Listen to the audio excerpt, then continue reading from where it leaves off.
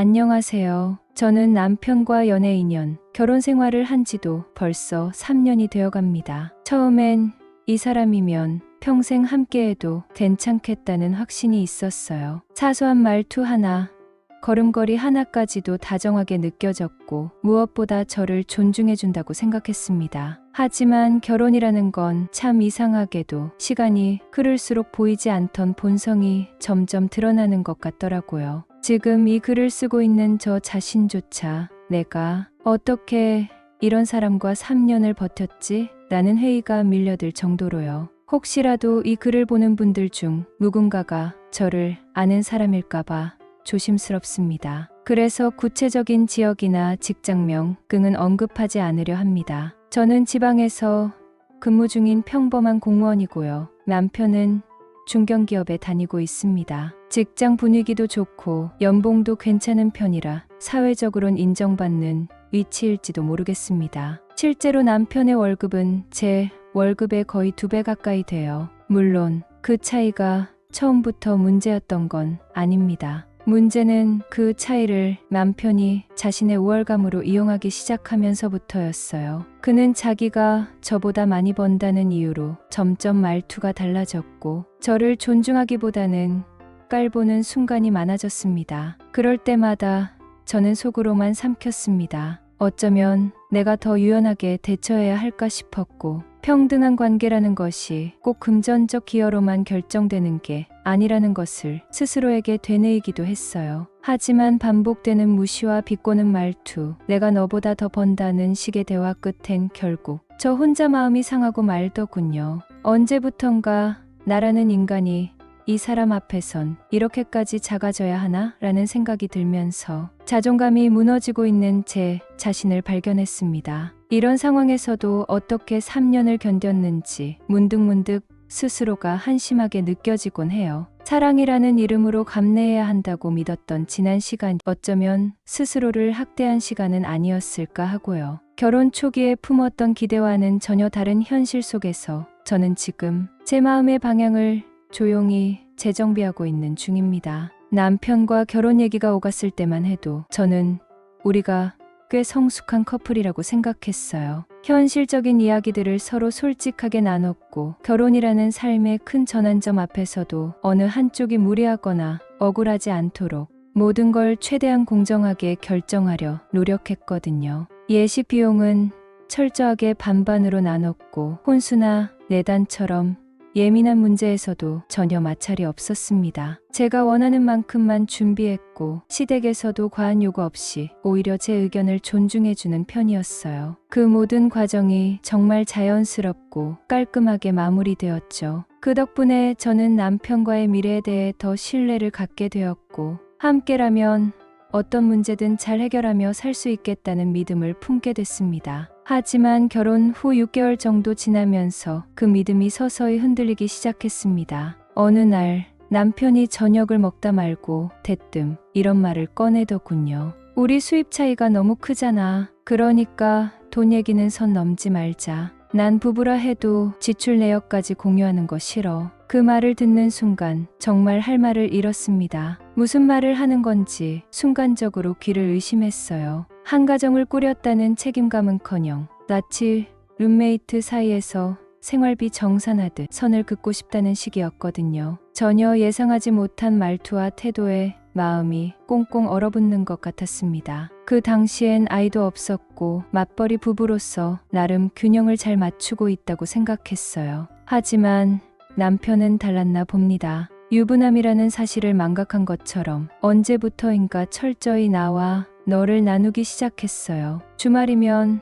혼자 친구들 만나 술 마시러 나갔고 생활비는 딱 정해진 금액만 주면서 그 외엔 내 돈이니 간섭하지 말라는 식의 태도를 보였습니다. 처음엔 그냥 남편도 적응 중이려니 했죠. 결혼 초엔 누구나 불편함과 낯설미 공존하니까요. 하지만 시간이 지나도 달라지는 건 없었고 오히려 점점 더 벽이 생기는 느낌이었습니다. 함께 산다고 해서 마음까지 함께 사는 건 아니었구나 싶었어요. 침대는 같이 쓰고 식사는 함께 하지만 남편의 태도에는 여전히 선이 그어져 있었고 저는 그 선 밖에서 조심스럽게 맴도는 사람처럼 느껴졌습니다. 결혼이라는 것이 서로를 하나로 묶는 게 아니라 남보다 조금 더 가까운 타인으로 만드는 일일 수도 있겠다는 씁쓸한 생각이 들기도 했죠. 남편은 결혼하고 나서도 혼자만의 시간을 포기하지 않으려는 사람이었습니다. 평일 저녁이면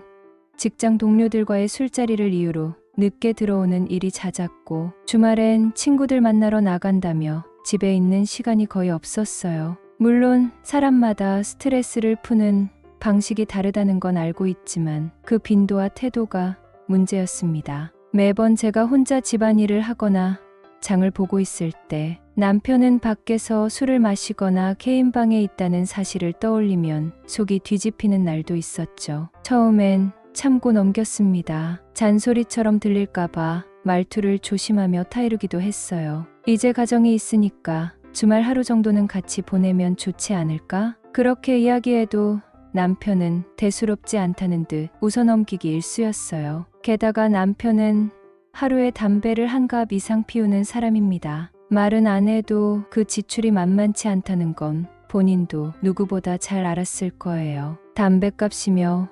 술값이며 친구들과의 모임비 한 달 계산해보면 결코 작지 않은 돈이 나가고 있었죠. 하지만 그에 비해 집안 살림은 전적으로 제 몫이었습니다. 장을 보고 청소하고 빨래하고 공과금을 관리하는 일까지. 저는 공무원이라는 직업상 정해진 출퇴근 시간 덕분에 남편보다 조금 여유가 있을 뿐이지 체력적으로는 늘 벅찼어요. 그런데도 남편은 이런 생활을 너무도 당연하게 여기더군요. 살림은 제가 도맡아도 집안 사정은 제가 꾸준히 챙겨도 그는 늘 나는 밖에서 돈을 많이 버는 사람이라는 인식에서 벗어나지 못했어요. 어느 날 남편이 또다시 돈 이야기를 꺼냈습니다. 요즘 부부들은 다 생활비 각출해. 왜 우리가 전통적인 방식으로 살아야 해? 말투는 툭 던지듯 무심했고 그 말이 제 귀엔 너도 미목만 해라는 식으로 들렸습니다. 웃긴 건요.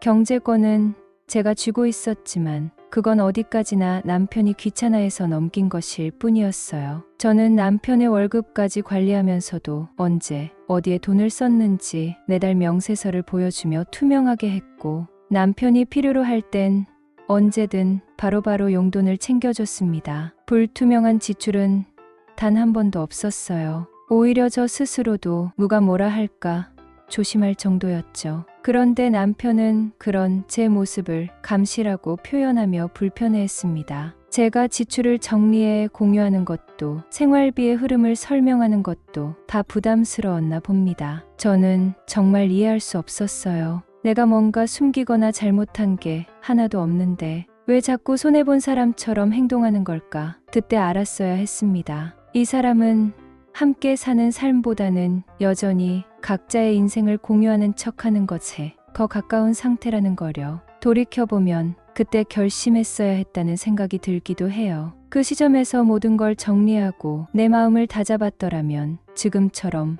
후회하지는 않았을지도 모르겠네요. 남편과 함께 장을 보러 간 날이었습니다. 평소엔 귀찮다고 잘 따라 나서지 않던 남편이었지만 그날은 마침 시간이 맞아서 같이 마트를 가게 됐어요. 처음엔 조금 기대했죠. 이번 주엔 뭘 해먹을까? 같은 대화를 나누며 일상적인 순간을 공유하는 평범한 부부의 모습처럼 말이에요. 그런데 기대는 금세 무너졌습니다. 제가 장바구니에 물건을 하나 넣을 때마다 남편은 어김없이 말끝을 물었어요. 이건 왜 사? 그거 꼭 필요한 거야? 사소한 채소 하나, 유통기한 넉넉한 통조림 하나까지도 일일이 간섭하며 불필요하다는 듯 눈치를 주더군요. 마치 내가 가정 경제를 무분별하게 낭비하고 있다는 듯한 표정으로요. 처음엔 그냥 피곤해서 그러나 싶었습니다. 마트 안이 북적이고 사람 많고 짜증날 수도 있잖아요. 그래서 한두 번은 그냥 웃으며 넘겼어요. 이거 다음 주에 또 사러 나오기 귀찮잖아. 미리 사두면 편하지. 그렇게 말해봤지만 남편은 여전히 미간을 찌푸리며 그래도 이건 좀 하고 뒷말을 흐리더라고요. 점점 그 표정이 익숙해지니까 저도 어느 순간부터 스스로 위축되기 시작했어요. 이거 사면 또 잔소리 듣겠지. 하는 생각에 물건 하나 집어 들기조차 부담스러워졌죠. 장을 보면서도 제 손보다 남편의 눈치를 먼저 보게 되더라고요. 집 안살림을 챙기고도 그 하나마저 마음대로 못하는 기분이었습니다. 그런데 정작 남편은 본인이 사고 싶은 물건에는 그런 기준을 적용하지 않았습니다. 갑자기 고급 맥주 세트를 들고 오거나 TV 옆에 놓을 소형 스피커를 카트에 넣어도 이유를 설명하지 않았고 당연하다는 듯 행동했어요. 제가 이건 지금 꼭 필요한 건 아니지 않아? 라고 조심스레 한마디 하면 남편은 바로 표정을 바꾸고는 큰 소리로 이렇게 말했습니다. 내가 버는 돈이 얼마인데 이 정도도 못 사냐? 그 말은 그 순간 저를 무력하게 만들었어요. 마치 내가 뭘 알아라는 말로 들렸고 그 앞에서 저는 아무 말도 할 수 없었습니다. 입을 열자니 싸움이 될 것 같고 침묵하자니 제 자신이 너무 초라해지는 느낌이었죠. 그날 장을 보고 나오는 길에 저는 말없이 카트를 밀었습니다. 남편은 만족한 듯 혼잣말로 역시 그랜드 맥주가 맛있지 같은 말을 하며 가벼운 발걸음으로 앞서 걸었어요. 반면 저는 속이 뒤집힌 상태로 그날 사날인 파채 한 봉지조차도 왜 이리 무겁게 느껴지는지 모르겠더라고요. 살림을 함께 고민하고 소비를 조율해야 할 사람이 오히려 절 통제하고 몰아세운다는 생각이 들면서 이게 과연 평등한 부부의 모습인지 점점 자신이 없어졌습니다. 남편은 매달 용돈으로 50만 원을 가져갔습니다. 처음부터 그렇게 정한 건 아니었지만 어느새 당연한 듯 굳어진 금액이었어요. 그 50만 원 외에도 차량 유지비와 기름값은 모두 별도로 제공했기 때문에 실질적인 소비 여력은 훨씬 더 넉넉했죠. 자차를 몰고 다니는 그는 점심시간에도 자유롭게 움직였고 회식 후에도 차를 타고 귀가했으며 주말이면 먼 거리의 맛집이나 드라이브 코스를 즐기기도 했습니다. 반면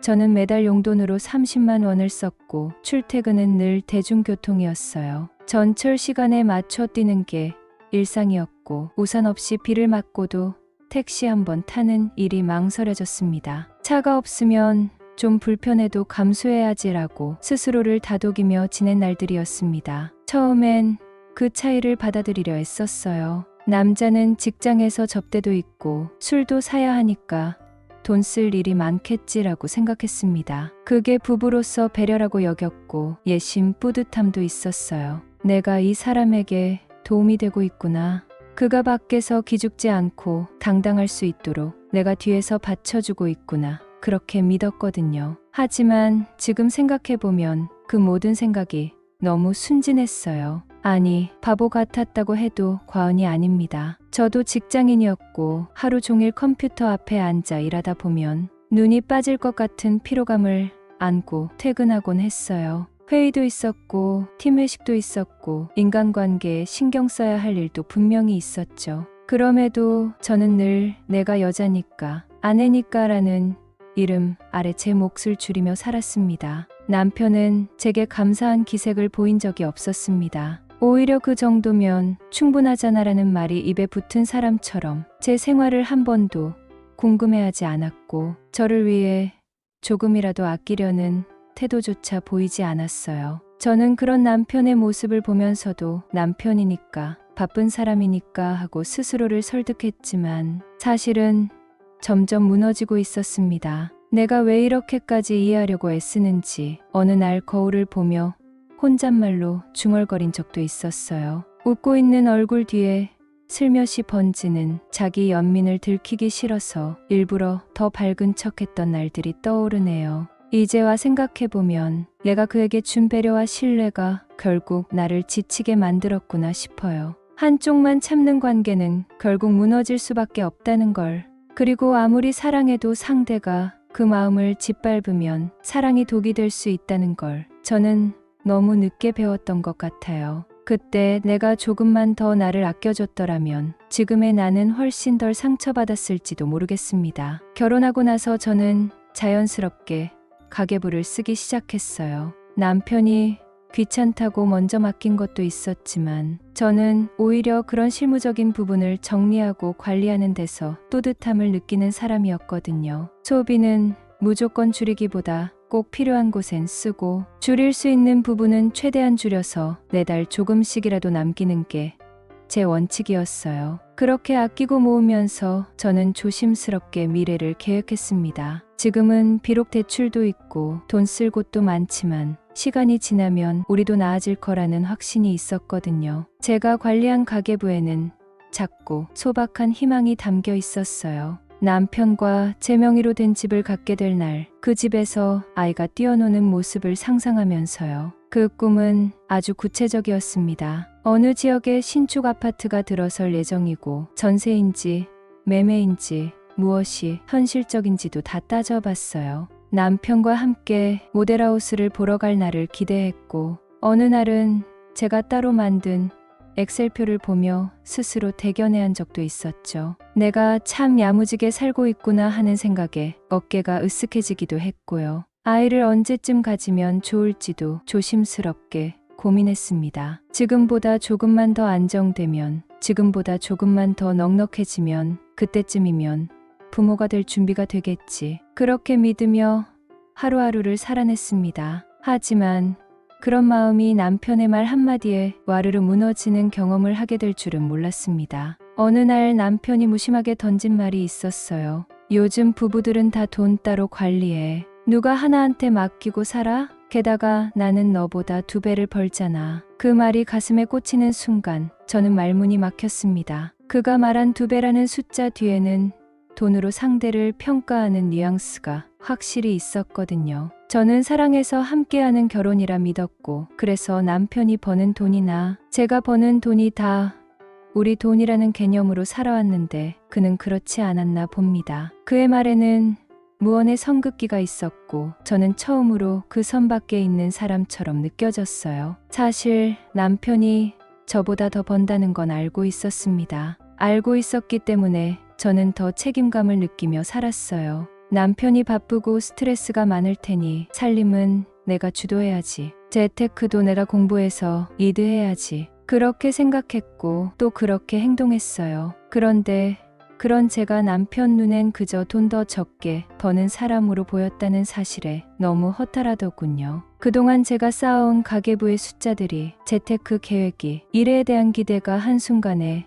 무의미해졌습니다. 함께 가는 줄 알았던 길이 사실은 혼자 걷고 있었던 것처럼 느껴졌어요. 그날 밤을 저는 평생 잊지 못할 것 같아요. 남편은 평소보다 많이 취한 모습으로 집에 들어왔습니다. 휘청이는 발걸음, 술 냄새가 섞인 한숨, 그리고 알 수 없는 분노 같은 눈빛이 그날따라 유독 무거웠습니다. 저는 괜히 긴장이 되어 아무 말도 하지 않고 그가 들어오기를 기다리고 있었어요. 그런데 남편은 집에 들어오자마자 컴퓨터를 켜더니 무언가를 검색하기 시작했습니다. 제가 옆에서 뭐 해? 라고 묻자 남편은 냉소적인 표정으로 이렇게 말했습니다. 알바 구하는 사이트 좀 보고 있어. 너도 이제 내 일하는 시간만큼 일 좀 해보지 그래? 그 말을 듣는 순간 저는 멍해졌습니다. 무슨 말인지 이해가 되지 않아 잠깐 숨이 막히는 기분이었어요. 저도 정규직으로, 그것도 나름 선망받는 공무원이라는 직업을 갖고 있었고 하루하루 책임감 있게 일하며 살아왔는데 제 앞에서 그런 말을 아무렇지 않게 뱉는 그 사람을 보며 심장이 서늘해졌습니다. 그동안 내가 쌓아온 시간, 애써 이 관계를 지키려고 노력했던 마음이 조롱당하는 것 같았고 동시에 모든 것이 허무해졌어요. 단지 돈을 덜 번다는 이유 하나로 그는 나의 존재 자체를 하찮게 여기고 있었던 거예요. 며칠 뒤 직장에서 작은 일이 하나 있었어요. 보고서 하나를 놓쳐서 상사에게 지적을 받았고 저는 괜히 마음이 복잡하고 서러웠습니다. 퇴근 후 남편에게 그 일을 이야기하면서 괜히 울컥했어요. 오늘 좀 힘들었어. 내가 놓친 게 있었나 봐.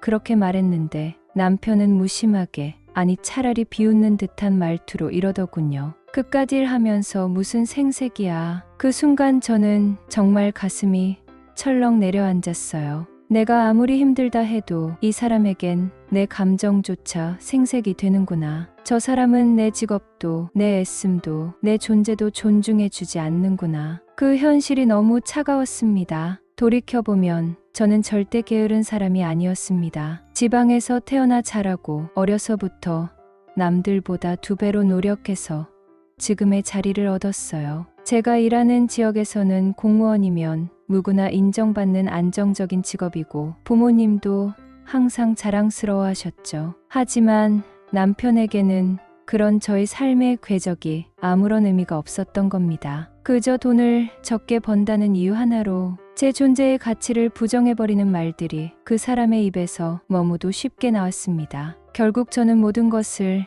내려놓게 되었어요. 기대도, 희망도, 존중도. 남편과의 대화는 점점 줄어들었고 우리는 이제 생활비를 각출하는 동거인처럼 살게 되었습니다. 함께 밥을 먹어도 대화는 없고 각자 월급날을 기준으로 돈을 나누어 내고 각자의 통장에서 모든 것이 흘러갔습니다. 부부라기보다 같이 사는 동료 같았어요. 때로는 남보다도 못한 나는 왜 이 관계 안에서 점점 작아지고 있었을까? 그 생각을 할수록 마음은 더 깊이 가라앉았습니다. 시댁은 우리 부부 사이에 어떤 일이 일어나고 있는지 전혀 모르고 있었습니다. 당연히 남편이 집에서 어떤 식으로 살아가는지도 모른 채 며느리인 제가 잘하고 있겠지, 조용히 잘 지내겠지 하고만 생각했을 겁니다. 그런데 말이에요. 집안에서 저 혼자만 모든 일을 떠안고 있다는 사실을 자각하고 나니 문득 이런 생각이 들더라고요.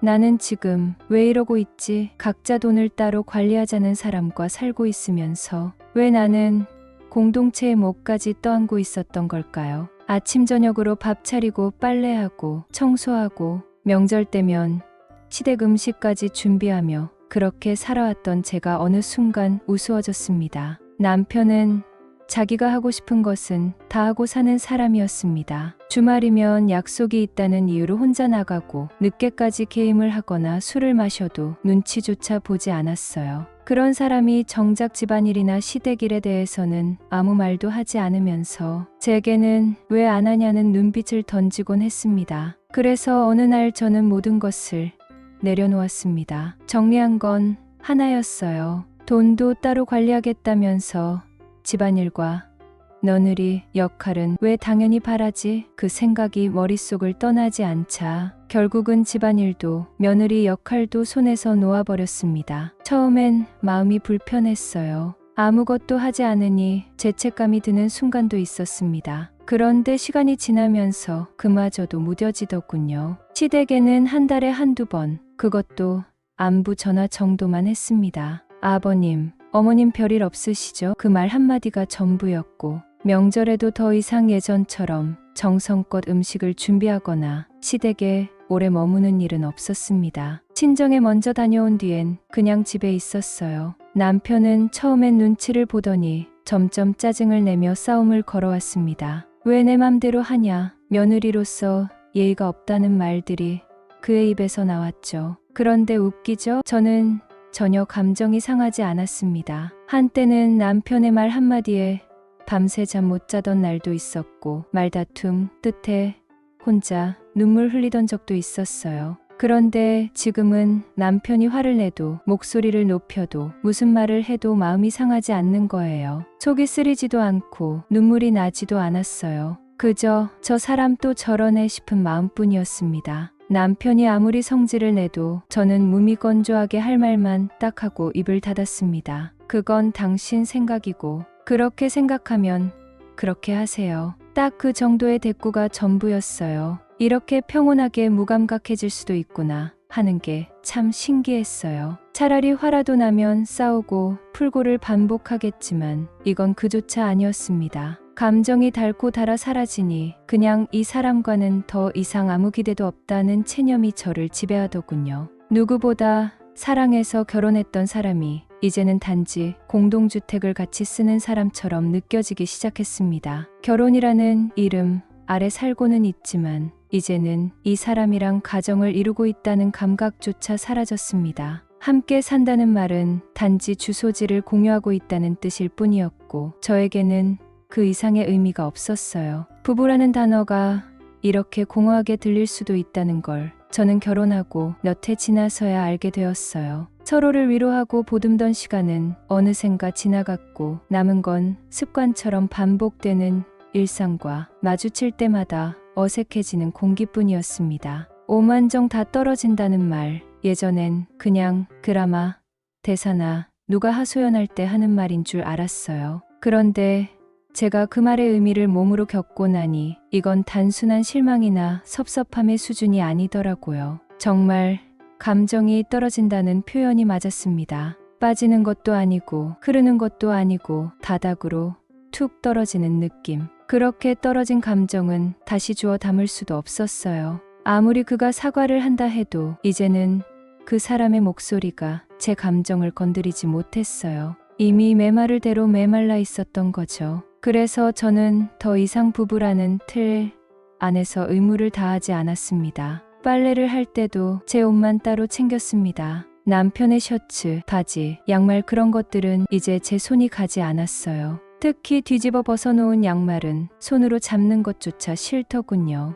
그래서 길다란 막대기를 하나 놓고 그걸로 양말을 살짝 들어 쓰레기통 옆에 옮겨두거나 구석으로 치워두곤 했습니다. 세탁기에는 오직 제 옷과 수건, 제 잠옷만 넣었어요. 처음엔 찜찜했지만 몇 번 하다 보니 이제는 너무 자연스러워졌습니다. 이게 바로 감정이 식는다는 거겠죠. 청소도 마찬가지였습니다. 집 전체를 돌보던 예전과 달리 이제는 저희 생활 범위만 깨끗하게 관리했어요. 제 방, 제가 앉는 거실, 소파 옆, 제가 사용하는 주방 한켠. 그 외의 공간은 손도 대지 않았습니다. 거실 바닥에 먼지가 수북해져도 식탁 위에 물티슈 봉지가 굴러다녀도 이젠 그게 제 문제가 아니라는 생각이 들었어요. 그 결과 집안꼴은 점점 어지러워졌지만 그조차도 저에게는 스트레스로 다가오지 않았습니다. 마치 내가 책임져야 할 공간이 아니라고 마음이 선을 그어버린 것 같았어요.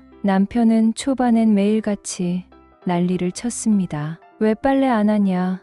왜 밥 안 하냐? 왜 집이 엉망이냐 하지만 저는 한마디도 대꾸하지 않았어요. 눈도 마주치지 않고 그저 제 일만 했습니다. 반찬은 따로 준비하지 않고 남편이 사온 배달 음식 냄새가 나도 제 식사는 냉장고에 있던 김치에 밥 한 숟갈로 해결했습니다. 그런 날들이 반복되자 남편도 조금씩 변하더군요. 처음엔 화를 내던 그도 점점 말수가 줄고 술자리를 줄이기 시작했습니다. 이제는 자기 일은 어느 정도 스스로 챙기게 되었고 제게 뭘 요구하는 일이 줄어들었어요. 어쩌면 저는 싸우는 대신 침묵으로 저항했던 걸지도 모르겠어요. 그 어떤 말보다도 강한 침묵이 우리 사이에 거대한 벽을 만들어버렸고 남편은 그 벽 앞에서 조용히 물러섰습니다. 저는 그게 오히려 마음 편했어요. 더 이상 감정 소모하지 않아도 되는 삶. 그게 오히려 저를 숨 쉴 수 있게 해줬거든요. 그렇게 무미건조한 날들을 보내던 어느 저녁 남편이 오랜만에 조심스럽게 말을 꺼냈습니다. 우리 얘기 좀 하자. 예상치 못한 말이었고 솔직히 처음엔 살짝 긴장도 되었습니다. 그동안 둘 사이의 대화는 거의 없다시피 했고 있어도 피곤한 말다툼이 전부였으니까요. 하지만 그날은 웬일로 술 한잔 하자며 마치 진지한 대화를 하려는 듯한 태도였습니다. 반쯤 기대, 반쯤 체념한 채로 그와 마주 앉았습니다. 잔잔하게 술잔을 기울이던 남편은 이내 본심을 꺼내놓기 시작했습니다. 너 요즘 너무한다. 내가 집안일도 안 하고 시댁에도 예전처럼 연락 안 하니까 마만 항상 억울한 입장인 것 같아. 그는 그렇게 말을 이어갔습니다. 마치 자기가 가정 안에서 일방적으로 손해를 보고 있다는 듯한 말투였어요. 평소 같았으면 또 욱했을지도 모릅니다. 하지만 그날의 저는 아주 냉정하게 그리고 단호하게 말했어요. 내가 보기에 억울한 쪽은 오히려 나야. 요즘 부부들처럼 우리도 결혼비용 반반, 생활비도 반반이잖아. 그럼 집안일도 반반이어야지. 부모님께 효도하는 것도 명절에 가는 것도 시댁이든 처가든 다 똑같이 공평하게 해야 하는 거 아니야? 당신은 돈만 냈으면 다 한 거라고 생각하는 것 같은데 난 같은 돈 내고 집안일도 하고 시댁일도 하고 혼자 다 하고 있었어. 남편은 처음엔 제 말에 살짝 당황한 눈치였지만 곧바로 예전에 익숙한 방식으로 되돌아가더군요. 감정적으로 격해진 표정으로는 저를 향해 넌 너무 계산적이야. 사랑이 있으면 그런 걸 굳이 따져야 하냐고 말했어요. 그 순간 저는 담담하게 대답했죠. 사랑이면 존중도 있어야 하는 거 아니야? 당신이 말하는 그 사랑은 왜 나한테만 의무가 되어야 하는 건데? 그리고 저는 정말로 속에 담아뒀던 얘기를 꺼냈습니다. 앞으로 은퇴 후 연금이든 자산이든 당신 자산은 당신 거,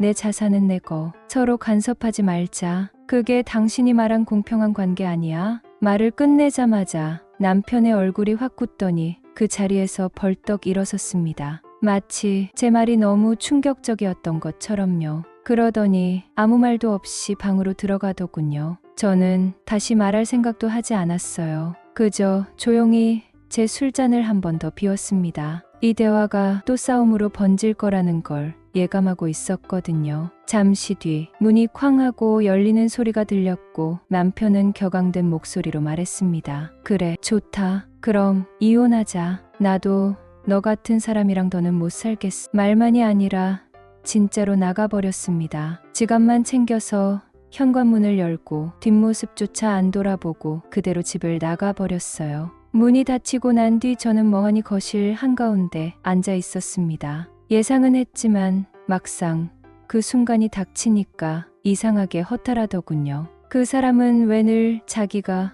피해자라고 믿는 걸까? 왜 대화를 하자고 해놓고는 결국엔 자기 말만 옳다고 우기는, 그리고 왜 공평하자는 말이 그렇게 못 견딜 만큼 괴로운 걸까? 남편이 집을 나간 뒤 한참이 지나서야 전화벨이 울렸습니다. 밤도 꽤 늦은 시간이었고 화면을 보니 시어머니였습니다. 순간 고민이 되더라고요. 받을까? 그냥 무시할까? 그래도 혹시 무슨 급한 일인가 싶어 전화를 받았는데 들려오는 첫 마디가 이랬습니다.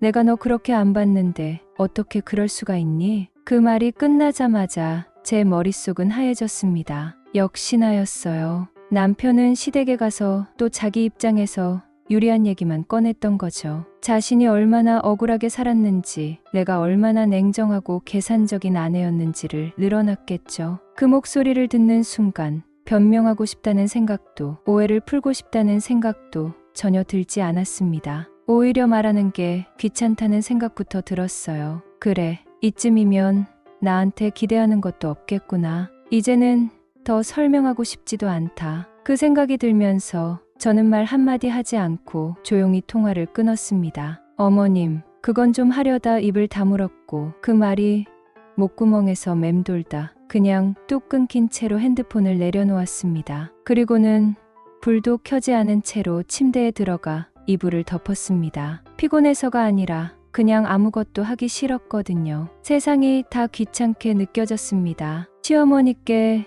뭐라고 설명을 해야 할까? 아니, 그 이전에 설명을 해야 할 이유가 있을까? 혼잣말처럼 생각하다가 스스로 고개를 저었습니다. 굳이? 그게 제가 내린 결론이었어요. 남편이 집을 나간 시점에서 이미 게임은 끝났다고 생각했습니다. 설사 돌아온다 해도 다시 예전처럼 살 수 있을 거라는 기대는 없었어요. 그런데도 그 사람은 여전히 자기 입장만을 고집하며 주변을 설득하고 있었고 가족마저도 그의 말만 듣고 저를 판단하고 있는 상황이었죠. 솔직히 말해서 억울하다기보다 허탈했습니다. 왜 항상 저 사람의 말은 그렇게 쉽게 미치고 나는 늘 의심을 받아야 하지? 그런 생각이 들어도 어느 순간부터는 억울함조차 감정 소비처럼 느껴졌어요. 더 이상 싸우고 싶지도 않고 날로 싸워 이기고 싶은 생각도 들지 않았습니다. 이해받고 싶다는 감정도 사라졌고요. 사람 마음이 이렇게까지 메마를 수 있다는 게 스스로도 신기했습니다. 그전에는 그래도 가족이니까 나라면 통하겠지 싶은 기대가 있었거든요. 그런데 이젠 아니었어요. 기대도 없고 감정도 없고 그냥 말하는 시간조차 아깝다는 생각뿐이었습니다. 결국 시어머니에게 무슨 말을 들었는지는 기억도 나지 않아요. 저는 그저 그날 그렇게 전화를 끊고 아무 일 없다는 듯이 잠이 들었습니다. 얼마 전 남편이 회사에서 꽤 큰 사고를 당했습니다. 산업재해 처리는 가능하다고 했지만 문제는 화상이었습니다. 그것도 그냥 조금 된 정도가 아니라 얼굴과 목, 상체 일부까지 화상을 입은 터라 치료뿐 아니라 이후의 성형까지 고려해야 하는 상황이었죠. 처음엔 걱정이 됐어요. 아무리 감정이 식었다고 해도 함께 살아온 사람인데 병원에 입원했다는 소식을 들었을 때는 나도 모르게 잠깐 눈물이 핑 돌았습니다. 하지만 그건 정말 사람으로서의 마음이었지 다시 정을 붙이려는 그런 마음은 아니었어요. 얼굴에 흉터가 생겼고 일상생활에 지장이 갈 정도는 아니었지만 성형이 필요한 상태라고 했습니다. 비용도 꽤 많이 들더군요. 그 무렵 남편이 조심스럽게 제게 말을 꺼냈습니다. 나 혹시 내가 좀 도와줄 수 있을까? 목소리는 낮았지만 그 속에 깔린 기대는 분명히 느껴졌습니다. 하지만 저는 단호하게 대답했어요. 우리 각자 돈 따로 하기로 했잖아. 당신 월급 나보다 2배 많다며. 그러니까 알아서 해. 그 말이 끝나기 무섭게 남편의 표정이 굳었고 저는 그 대화를 더 길게 이어갈 생각이 전혀 없었습니다. 당시 남편의 태도는 정말 뜻밖이었어요. 평소 같으면 성질을 내거나 비꼬는 말을 했을 텐데 이번에는 그냥 조용히 방으로 들어가 문을 닫아버리더군요. 그 후 며칠 동안 남편은 거의 방에만 틀어박혀 나올 생각을 하지 않았습니다. 식사도 제대로 안 하고 얼굴도 보이지 않고 어쩌면 본인도 자기가 평소에 했던 행동들이 지금 부메랑처럼 돌아왔다는 걸 느꼈겠죠. 문제는 그 다음이었습니다. 시부모님 2분이 교대로 전화를 해오시기 시작한 겁니다. 어떻게 그럴 수 있냐. 사람이 너무하다. 지금 같은 때엔 좀 도와주는 게 가족이지 않냐. 그렇게 하루에 2-3번씩 전화가 오고 때론 새벽에까지 전화벨이 울리기도 했습니다. 하지만 저는 듣고만 있었어요. 대답은 짧고 간결했습니다. 제가 도와드릴 수 없습니다. 각자 돈 따로 쓰기로 한 건 남편이 먼저 말한 겁니다. 그 말에 시어머니는 울먹였고 시아버지는 한숨만 푹푹 쉬시더군요. 그래도 저는 흔들리지 않았습니다. 그러던 어느 날 시누이가 집으로 찾아왔습니다. 다짜고짜 현관문을 열고 들어오자마자 저를 향해 소리를 지르기 시작했어요. 언니가 사람이야? 지금 같은 때에 남편 얼굴이 다 뒤틀렸는데 돈 몇 푼 아끼겠다고 이럴 수 있어? 신우는 그렇게 울며불며 저를 향해 온갖 욕설을 퍼부었습니다. 하지만 저는 그 자리에 가만히 앉아 있었어요. 그리고 아무 감정 없이 마치 감정을 꺼둔 기계처럼 천천히 입을 열었습니다. 아가씨, 내가 당신 오빠랑 살면서 어떤 대우를 받아왔는지 알아요? 당신 오빠, 내가 돈 관리하는 거 싫다고 했고 생활비도 따로 하자고 했어요. 나는 일도 하고 집안일도 하고 시댁일도 혼자 했어요. 명절마다 음식 만들고 전화 드리고 챙길 거 다 챙기면서도 당신 오빠는 단 한 번도 고마워한 적 없었어요. 그 사람이 이렇게 되니까 내가 무조건 도와줘야 해요? 왜요? 나는 똑같이 맞벌이하면서 모든 걸 감수해왔는데 지금은 그 사람이 힘드니까 내가 또 희생해야 해요? 신우는 잠시 말을 잇지 못했습니다. 저는 숨도 고르지 않고 이어 말했습니다. 도와주고 말고는 내 선택이에요. 근데 난 안 도울 거예요. 이건 감정의 문제가 아니라 원칙의 문제니까. 정말 그랬습니다. 이제는 남편이 아프다고 안타깝다고 해서 제가 모든 걸 거꾸로 되돌릴 수는 없는 지점에 와 있었던 거예요. 그리고 그걸 신우든 시부모님이든 이해하지 못한다면 그 또한 제 몫이 아니라고 생각했습니다. 신우가 씩씩대며 가겠다고 돌아서려는 찰나 강 안에만 틀어박혀 있던 남편이 마침내 나왔습니다. 흐릿하게 다크서클이 내려앉은 얼굴, 며칠간 면도를 하지 않아 거칠어진 턱. 그런데도 저는 눈 하나 감았어요. 안쓰럽지도 짠하지도 않았습니다. 그 순간에도 저는 너무도 선명하게 기억하고 있었거든요. 내가 얼마나 외로웠고 얼마나 무시당했으며 얼마나 바보처럼 혼자서 가정을 붙잡으려 애썼는지를. 남편이 곁에 서자 신우는 울먹이며 오빠도 좀 말해봐. 왜 아무 말도 안 해? 하고 등을 떠밀었지만 남편은 말없이 고개만 숙이고 있었습니다. 그때 저는 입을 열었습니다. 천천히, 그리고 확실하게. 당신, 내가 울 땐 신경 한 번 쓴 적 있었어? 하루하루 얼마나 힘들게 살고 있었는지 한 번이라도 제대로 들어본 적 있어? 제발 우리 얘기 좀 하자고. 나 좀 봐달라고 붙잡았을 때는 친구들이랑 술 마시러 나가느라 바빴잖아. 근데 이제 와서 당신이 필요하니까 날 찾는 거야? 내가 당신의 보험이야. 뭐야? 제 말에 남편의 얼굴이 일그러졌습니다. 저는 계속 말했어요. 속도가 느려질 뿐 감정은 단단하고 매서웠습니다. 내가 돈 벌어오면 그건 그냥 당연한 거였지. 근데 당신이 버는 돈은 자랑이고 권력이고 그걸로 날 누르려 했잖아. 내가 너보다 2배 번다고 그렇게 떠들던 사람 맞지? 그래서 물어보는 건데 그 많던 돈은 지금 다 어디 갔는데? 그 돈들이랑 친구들이랑 잘 지냈으면 됐잖아. 이제 와서 공무원 나부랭이한테 손을 벌리는 건 무슨 도리야? 주방은 숨죽인 듯 정적에 휩싸였고 신우는 말문이 막혔는지 저를 노려보다 고개를 푹 숙였습니다. 남편도 아무 말이 없었습니다. 시선을 바닥에 고정한 채 무언가 생각에 잠긴 듯 말없이 서 있기만 했죠. 저는 마지막 말을 덧붙였습니다. 내 마음 이미 떠난 지 오래야. 도와달라는 말에 흔들릴 만큼 바보도 아니고 착한 척하면서 다시 옛날로 돌아가려는 생각도 없어. 이건 단지 돈의 문제가 아니라 지난 모든 날에 대한 내 답이야. 그러니까 더 이상 미안하단 말도 억울하단 말도 하지 마. 이제 끝났어. 말을 마치자마자 나는 조용히 안방으로 들어가 문을 닫았습니다. 마치 누군가의 장례를 치른 것처럼 마음이 이상하게 고요했어요. 울컥하는 감정도 없었고 속이 뻥 뚫린 것도 아니었어요. 그저 오래 썩은 이가 빠지고 나서 잇몸이 시린 정도랄까요. 며칠 후 신우가 전한 이야기 때문인지 시부모님 2분이 조용히 집을 찾아오셨습니다. 어머니는 평소처럼 조심스럽게 문을 열고 들어오셨고 아버님은 묵직한 기척만으로도 분위기를 무겁게 만들더군요. 서로 눈빛을 주고받는 듯 하더니 어머니가 먼저 입을 여셨습니다. 얘야, 우리가 너 마음 다 이해는 못해도 이번 일은 좀 다르게 생각해줬으면 해. 지금 이 애가 너무 힘들어하고 있잖니. 내가 이번에 한번 도와주면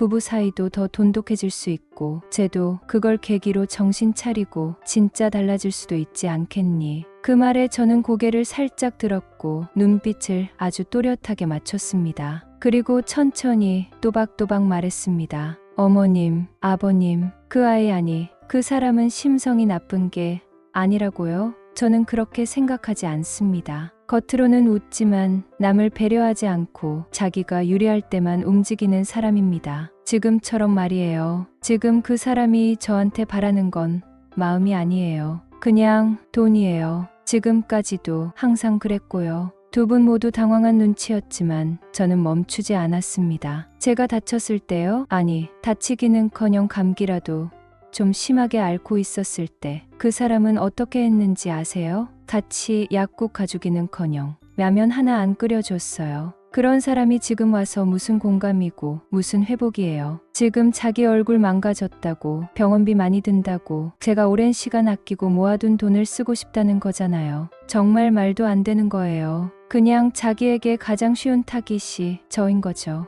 부부니까 안쓰러우니까 그러면 제가 지갑을 열 거라고 생각한 거예요. 순간 어머님의 입술이 떨리는 것이 보였고 아버님은 조용히 한숨을 내쉬셨습니다. 하지만 저는 멈출 수 없었어요. 그동안 마음속 깊이 쌓여있던 생각들을 이제는 꺼내야만 했거든요. 저는 지금도 기억나요. 그 사람이 내가 너보다 2배는 번다고 으스대던 얼굴. 그 말 들으면서 저는 얼마나 자존심 상했는지 몰라요. 그래도 속으로는 그래. 남편은 밖에서 고생하고 나는 안에서 버티자 하며 참고 또 참았어요. 그런데 이제 와서요? 그 사람이 다 해놓은 잘못, 낭비, 무시에 대해 저는 그냥 덮고 돈까지 내야 하나요? 아니에요. 정말 아니에요. 그럴 바엔 차라리 이혼하겠어요. 말이 끝나자 어머님은 입술을 꾹 다물고 고개를 떨구셨습니다. 아버님도 천천히 허리를 펴고 일어나시더니 무겁게 말하셨죠.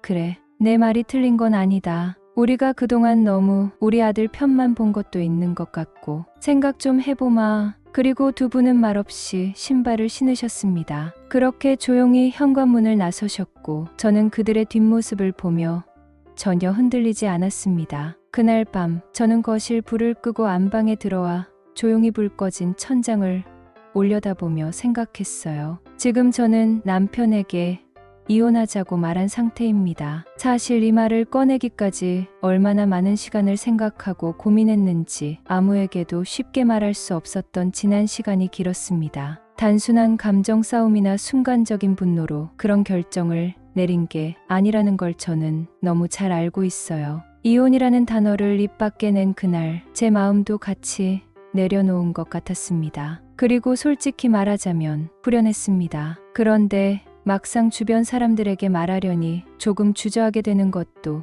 사실이에요. 남편이 평소 겉으로는 괜찮은 사람처럼 행동해 왔기에 외부에서는 그래도 번듯한 남편 두고 이혼을 한다는 식으로 바라보는 시선도 있을 테니까요. 직장을 잘 다니고 겉모습도 깔끔하며 남에게 피해 안 주고 사는 듯한 그런 이미지요. 내막을 모르고 말하는 사람들은 분명 저에게 그 정도 가지고 이혼하냐며 차가운 말들을 던질지도 모릅니다. 하지만 지금은 그런 시선조차 저에게는 아무 의미가 없습니다. 살면서 한 사람의 말보다 행동이, 말보다 눈빛이, 또 반복된 실망이 얼마나 무거운지 누구보다 뼈저리게 알게 되었으니까요. 단 한 번의 큰 잘못보다 무수히 쌓여온 작고 날카로운 상처들이 결국 마음을 무디게 만들었고 이제는 더는 느껴지지 않게 된 거예요. 누가 뭐라 해도 저는 다 기억하고 있고 그게 제가 지금 여기까지 오게 된 이유입니다. 그래서 묻고 싶어요. 제가 너무한 걸까요? 그 사람을 사랑해서 결혼했고 믿어보려 참았고 무시당하면서도 마음을 다해봤던 저인데 이제야 마음의 문을 닫았다는 이유로 제가 너무하다고 평가받는다면 그건 참 서글픈 일이겠죠. 남편이 저를 내려다보며 했던 수많은 말들, 행동들, 그 모든 것을 제가 아니었으면 참을 수 있었을까요? 이대로 이혼해도 되는 걸까요? 그 물음이 머릿속을 맴돌지만 정작 제 마음은 이미 대답을 알고 있는 것 같아요. 이혼은 끝이 아니라 제 인생의 새로운 시작일지도 모르니까요. 다만 이제는 제가 저를 지키며 살아가고 싶습니다. 누가 옳고 누가 그른지를 떠나 제가 더는 아프지 않도록 그것이면 충분하지 않을까요?